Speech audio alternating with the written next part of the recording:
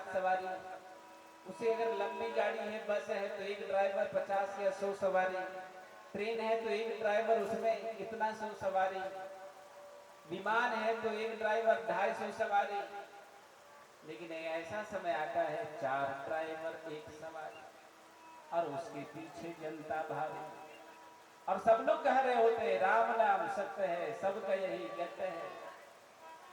एक यात्रा ऐसे ही चल रही थी, कबीरदास जी रास्ते में खड़े थे। कहा, कबीरदास जी ने पूछा, ये क्या कर रहे हो, कहाँ जा रहे हो? एक ने कहा, बाबा ये मर गया इसलिए मैं इसको लेकर जा रहा हूँ। कबीरदास जी ने पूछा, ये मरना क्या होता है? दूसरे ने कहा, जहां सभी लोग जाते हैं वो चला गया इसीलिए ये मर गया। अच्छा एक बात बताओ, ये राम नाम सत्य है, सबका यही गत है, क्यों बोल रहे हो? कहा, ये जो मर गया है इसकी मुक्ति के लिए बोल रहे हैं। तो कबीरदास जी ने पूछा, एक बात बताओ, मुझे भूख लगी और तुम मेरे बदले खा लो तो मेरा पेट भरेगा क्या? बोला नहीं। अच्छा तो ये बताओ कि तुम्हें भूख लगी और तेरे बदले मैं खा लूं तो तेरा पेट भरेगा क्या? बोला नहीं। तो मुक्ति इसको पाना है तो ये क्यों नहीं बोलता, तू क्यों बोल रहा है? तीसरे ने कहा, बाबा कह रहा हूं ये मर गया मर गया मर गया ये। तो कबीरदास जी ने कहा, तुलसी पूरब पाप दे हरि चर्चा न सुहाय, और जैसे ज्वर के जोर से भूख विदा हो जाए। कबीरदास जी ने कहा, तुम लोग सचमुच ठीक बोल रहे हो, जो मर गया है वो कभी भगवान का नाम नहीं ले सकता। जब आप रास्ते में चलते हो और किसी को राधे राधे और वो ना बोले, समझ लेना जिंदा तो दिख रहा लेकिन मर गया है, जयराम जी की बोलना पड़ेगा। तो समाज में बहुत लोग भीड़ दिखाई देता है, लेकिन उनसे बहुत लोग मरे हुए दिखाई देते हैं। मरता कौन है? जिसके जीवन में संस्कृति और संस्कार डेड हो गया हो, वो मरा हुआ ही तो है। बोली श्याम रामचंद्र भगवान की। इसलिए गोस्वामी तुलसी बाबा जी कहते हैं, यही सर आवत बड़े कठिनाई,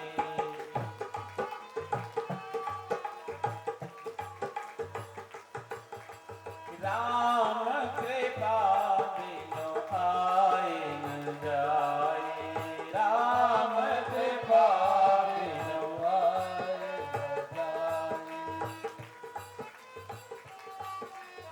तो जो भगवान का नाम नहीं ले सकता, मैं कभी कभी प्रसंगों में सुनाया करता हूँ। एक संत रास्ते से पसार कर रहे थे। संत माना संत सरल चित जगत हित। संत बड़े सरल होते हैं। सरल माना स माना सीता, र माना राम, ल माना लक्ष्मण। जिस हृदय में राम लक्ष्मण सीता विराजमान हो उसे ही संत कहते हैं। और आध्यात्मिक दृष्टिकोण से अगर मैं बोलूं तो सीता माना ज्ञान, लक्ष्मण माना वैराग्य और राम माना ज्ञान, सीता माना भक्ति और लक्ष्मण माना वैराग्य। जिस हृदय में ज्ञान भक्ति वैराग्य विराजमान हो उसे ही संत कहते हैं। अमेरिका में डॉलर प्रसिद्ध है, जापान में वस्तु प्रसिद्ध है, कुवैत में तेल प्रसिद्ध है, पाकिस्तान में आतंकवाद प्रसिद्ध है, पर हमारे हिंदुस्तान में बड़ा संत प्रसिद्ध है। जिस देश में संत फकीरों का होता सम्मान हो, जहां माँ पिता और गुरुओं का सेवा करता इंसान हो, वो देश हमारा भारत है। उस देश की धरती को नमन। इसीलिए ये हमारा जो धरती है, बोले यहाँ संत बहुत विराजते हैं और भारत तो संत प्रधान देश है। इसलिए पूरा विश्व इस ओर झांकता है कि अगर सुख और शांति मिलेगा तो भारत में मिलेगा। इसलिए मोहन भागवत जी से किसी ने पूछा कि जो भी भगवान आए भारत में क्यों आए? कहा इसलिए आएगा। आपने कभी देखा कि अमेरिका को किसी ने दादा कहा? बोले नहीं। किसी ने फ्रांस को फुआ बोला? बोला नहीं। किसी ने इंग्लैंड को मौसी बोला? बोला नहीं। किसी ने अमेरिका को, किसी ने पाकिस्तान को भैया बोला? बोला नहीं। लेकिन एक बार मैं बोलूं, भारत माता की, तो पूरे विश्व की माँ भारत माँ है। इसलिए जब भी भगवान आने का चिंतन करते हैं तो भारत में आते हैं, और भारत में किसी मजहब और पंथ में नहीं जाते, किसी संप्रदाय में नहीं जाते। जब भी आना होता है तो वो सनातन धर्म में आते हैं। ये हमारा सनातन धर्म का परिचय है भैया। तो भगवान की कृपा सनातन धर्म के ऊपर अपरंपार है, मत पूछो। सिर्फ सनातन धर्म वाले लंबे ही भगवान को पाते, ऐसा नहीं। कोई मजहबवादी जिस इस्लाम को स्वीकार किया हो और उसने भी अगर यहाँ आकर सनातन धर्म को स्वीकार कर लिया हो, तो रसखान जैसा व्यक्ति भगवान श्री कृष्ण को पाने में सक्षम हो जाता है। ये अपना सनातन धर्म है।